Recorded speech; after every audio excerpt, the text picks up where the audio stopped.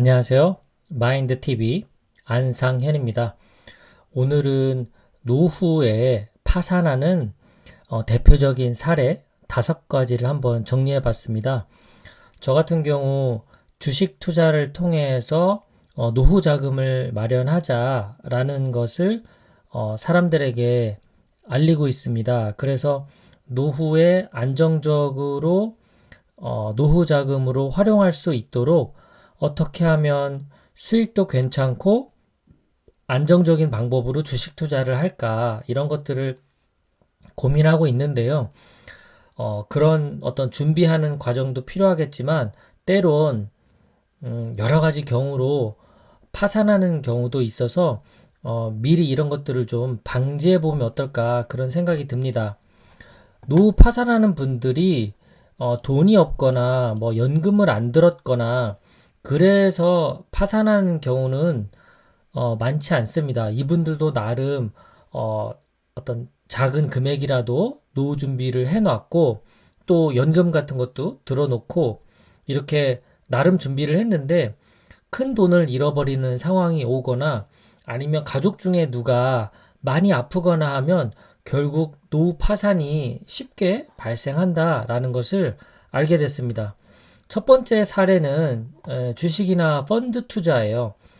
글로벌 금융 위기 같이 그리고 최근에 코로나 발병처럼 그리고 러시아 우크라이나 전쟁과 같이 이렇게 여러 원인들로 인해서 금융 위기가 닥쳤을 때 그냥 섣불리 투자한 또는 카더라 이런 거를 믿고 투자한 분들이 그 투자한 막대한 돈을 잃어버리는 경우가 있습니다.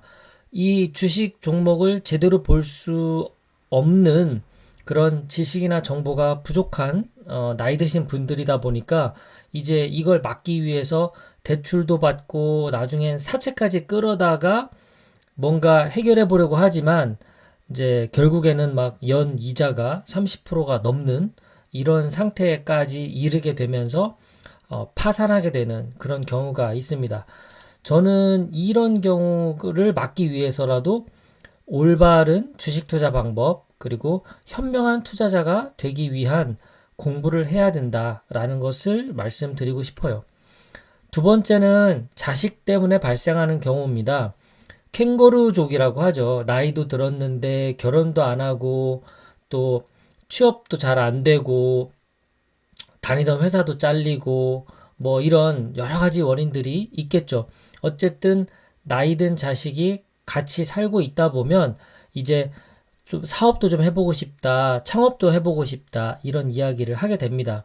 그런데 또 나름 그 자식이 성실하고 또 믿는 아이예요. 그러면 목돈을 좀 주고 잘 해보라고 격려하고 싶은 게 부모의 마음일 겁니다.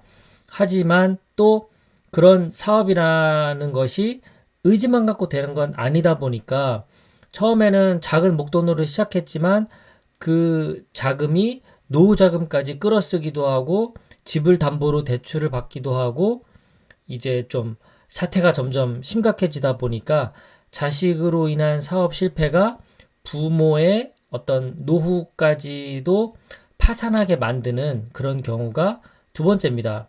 세 번째는 질병입니다.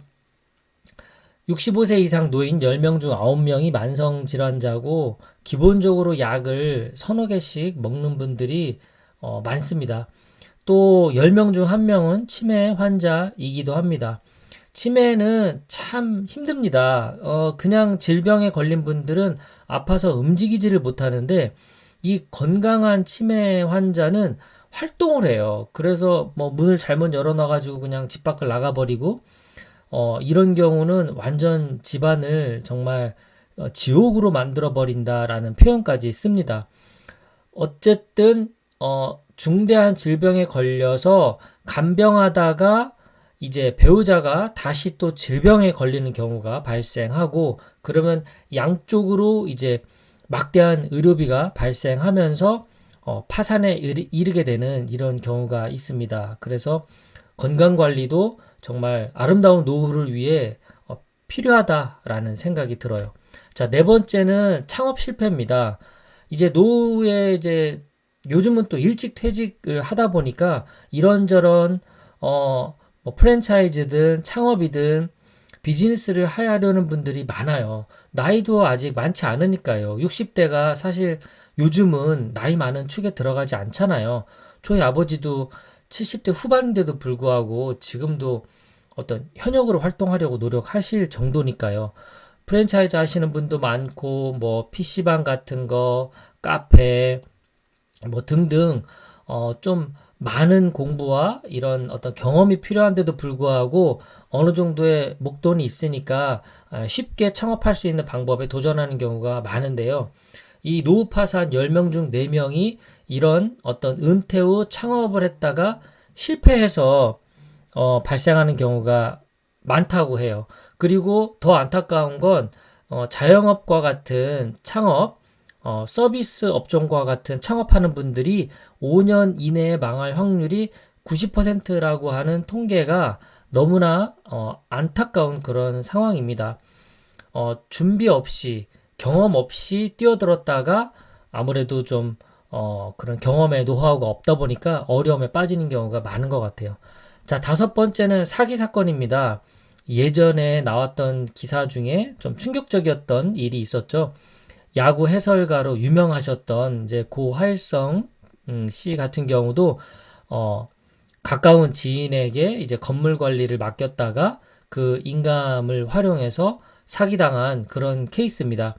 사기꾼들은 정말 처음에는 아주 살갑게 다가옵니다. 그리고 노인들이 또 외롭고 주변에 가족도 없고 하다 보니까 친하게 지내려고 이렇게 막 어떤 선의의 그런 모습들을 하죠. 노인들이 또 인지 능력이 좀 약간씩 떨어지고 하니까 결국 이런 인지 능력이나 감정을 악용해서 사기치는 경우가 많습니다. 평소에 이렇게 믿고 잘 지냈던 분들이다 보니까 명의를 빌려주기도 하고 인감증명서 같은 것을 맡기기도 하다 보니까 나중에 이제 그게 큰 사기로 이어지면서 노후 파산하는 그런 케이스입니다. 다섯 가지 이런 대표적인 실제 사례들을 바탕으로 해서 노후 파산의 유형들을 알아봤습니다. 미리 좀 대비해서 이런 경우에 좀 빠지지 않도록 준비하는 것이 어떨까 싶고요. 노후에는 이 목돈을 어떻게 관리하는지가 무척 중요한 것 같아요. 저 같은 경우는 주식 투자를 통해서 어느 정도 자산이 만들어지면 상당 부분을 연금 전환을 해서 안정적으로 월 얼마씩 이렇게 생활비를 쓸 수 있는 구조와 그리고 안정적인 주식 투자 이것을 병행할 생각입니다.